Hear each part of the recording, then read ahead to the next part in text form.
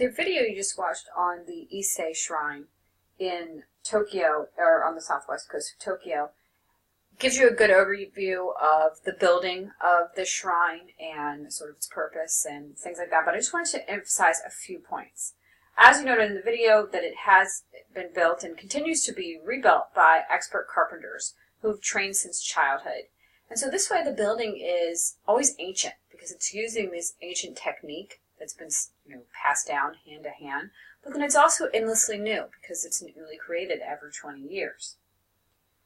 It's situated in a compound with other sacred buildings, and the buildings are aligned along the central north-south axis.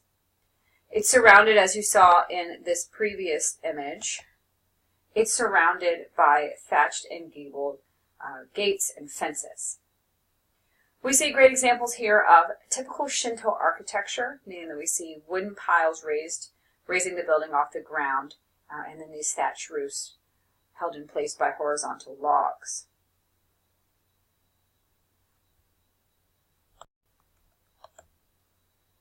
The use of unpainted cypress wood gives the building a feeling of natural simplicity rather than overwhelming decoration and size. The use of this natural wood also shows the Japanese love for natural materials, and particularly the Shinto's regard for nature. This site is visited by millions of pilgrims each year, but only members of the imperial family and a few Shinto priests are allowed inside the building, which houses the sacred shrine. And one of the things I think the video didn't mention, or maybe they didn't emphasize, is that they don't use nails in this building. The reason is this area is really humid and it prevents the use of nails. They corrode. So that's why they use this jointed wood technique that they described in the video. The shrine houses the three sacred symbols of Shinto: the sword, the mirror, and a jewel, which is actually not really a jewel. It's a curved jewel of jadeite. So it's basically jade. But of course we know that jade is very sacred and important to Japanese cultures.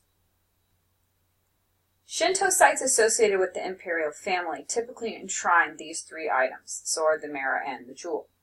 These three are known as the imperial regalia of Japan, or the three sacred treasures. The mirror is a symbol of the sun goddess.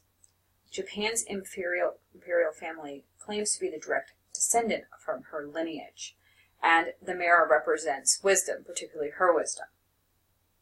The sword was found in the tail of a dragon slain by the sun goddess's brother, and it represents valor. The jewel is an ancient and holy Shinto talisman. And a talisman is like an amulet or a charm, an object thought to have sacred power.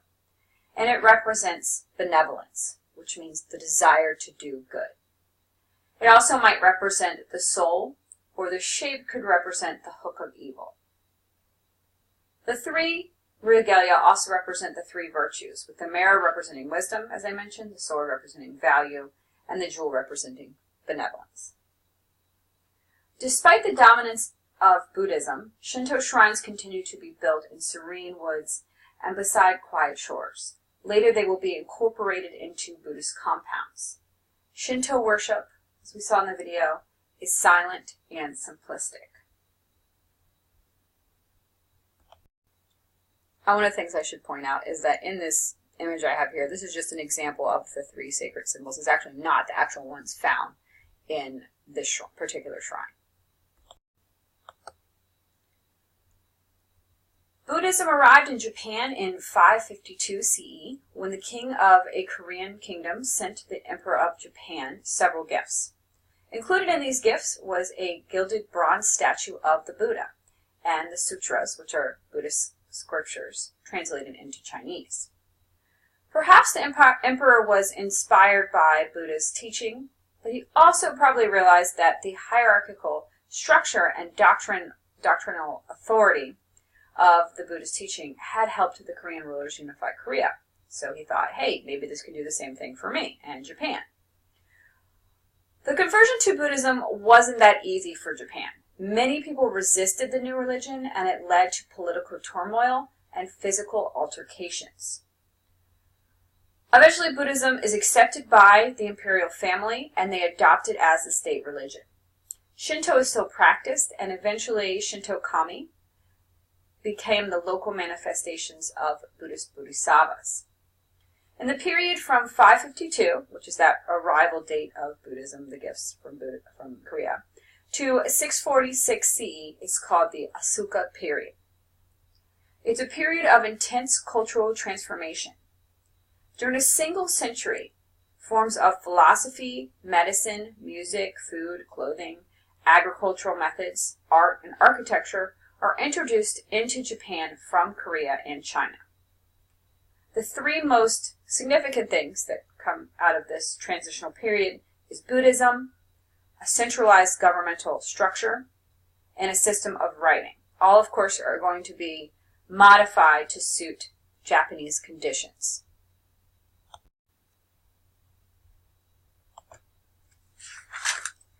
In 592 CE, the Emperor of Japan decided to pass the throne to his niece, Empress Suiko. He assigned Prince Shotoku as the regent to the Empress. Prince Shotoku was a Buddhist scholar, and he was a strong supporter of Buddhism, obviously, and Confucian ideals of governance. He helped promote Buddhism in Japan. He commissioned a temple complex near his palace at Ikaroga around 607 CE. Unfortunately, after his death, his palace was burned to the ground, and his family was killed or forced to commit suicide in 643. So the temple complex is also burned. That's actually burned in 670 CE by a rival clan. But Shotoku had already laid the groundwork for Buddhism in Japan. The temple complex is then renamed, and it's renamed the Horiji. And it's now a representation of early Japanese temple building. It is one of the oldest wooden temples in the world. You can see here that the main compound is situated within a courtyard and is separated from the rest of the complex by covered corridors with a gateway.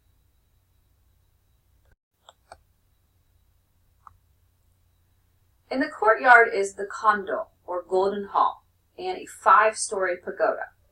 The pagoda is a reliquary like Indian stupas and cannot be entered.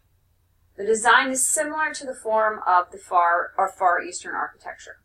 The kondo contains Buddhist images and is used for ceremonies and worship. The kondo has been repaired and it's been a bit altered since its original reconstruction after the fire. The covered porch is actually an 8th century addition. The porch is a Japanese addition to the structural type found on the mainland. It will become an important feature in Japanese palace and temple architecture. The upper railing, so this part right here, that is actually added in the 17th century. So you can see it has been modified. In both buildings, the bracketing system is used. On the kondo, the 2nd story is actually fake. So this looks like it's a 2-story building. It's not. It's actually fake. It doesn't exist in the interior. The kondo's exterior with the roofs, balconies, and stone platforms is derived from Chinese prototypes. But the absence of a 2nd floor inside the building indicates that its design was recreated from Chinese illustrations of exteriors only. The interior was originally adorned with murals. This is an example of one of the murals that was photographed before the 1949 fire, which destroyed the murals. So anyway, this is the Amida. And Amida is the Buddha of the Western Pure Land, enthroned in paradise and attended by bodhisattvas. But this does not survive anymore. Inside the kondo, or the golden hall, are several sculptures of the Buddha and bodhisattvas. One of the earliest surviving examples of Japanese Buddhist sculptures is the Shaka Triad. Shaka is for Shakyamuni, which is the Shakyamuni Buddha, which is the Buddha of the present, past, and future. The sculpture was rescued from the fire that destroyed the temple and was reinstalled in about 680 in the Kondo. It was created by an artist named Toribushi. This artist was the descendant of a Chinese immigrant, and his style reflects the early to mid-6th century in China and Korea, meaning that it uses elongated heads. I think we can see that particularly here, the center figure. Very elongated heads, elegant drapery folds, we can definitely see that as well, and kind of waterfall-like swirls. An inscription on the statue states that it was created in 623 CE, and that it was commissioned by the Empress Suiko. And it was commissioned by her for her nephew, the prince that was serving as regent, Prince Shatuku, who had become sick in 621. He dies, and the empress dedicates the triad to the prince's well-being in the next life and his hopeful rebirth into paradise. The historic Buddha is the largest figure of the composition, and he's in the center. He raises his hand in the mudra of fear not. He sits in front of a flaming mandalora, which is adorned with small figures of other Buddhas. And to either side of him are bodhisattvas.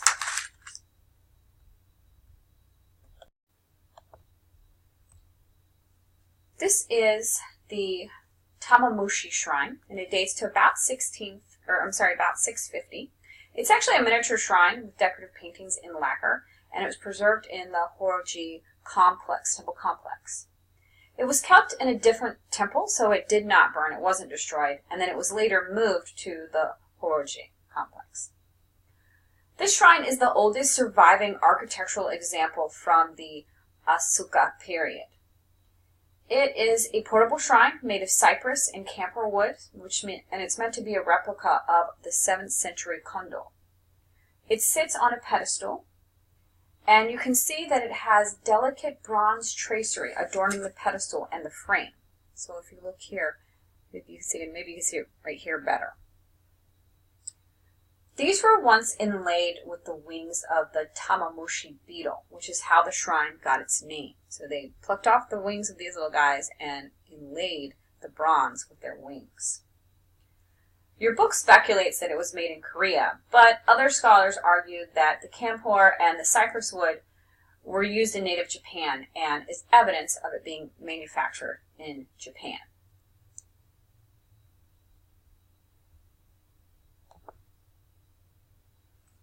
The design uses the bracketing roof.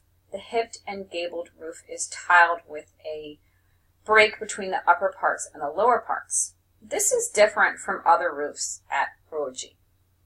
So basically, you kind of can tell the difference from this little line right here. And see, this lacks that line, separating line right there. So these now are one continuous roof, whereas this has that separator. They were changed after, of course, the fire, and it had been rebuilt. So this is actually a more authentic roof for the time period. The separation marks a distinction and shows us the characteristic of this early Asuka style architecture. The iraimoya is a traditional Japanese hip and gabled type roof.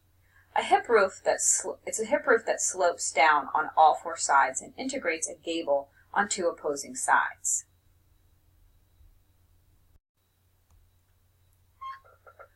On the left panel of the base of the Tamamushi shrine, we see an early example of Asuka period narrative painting. It depicts one of the Jataka tales, which are stories about the former lives of the Buddha.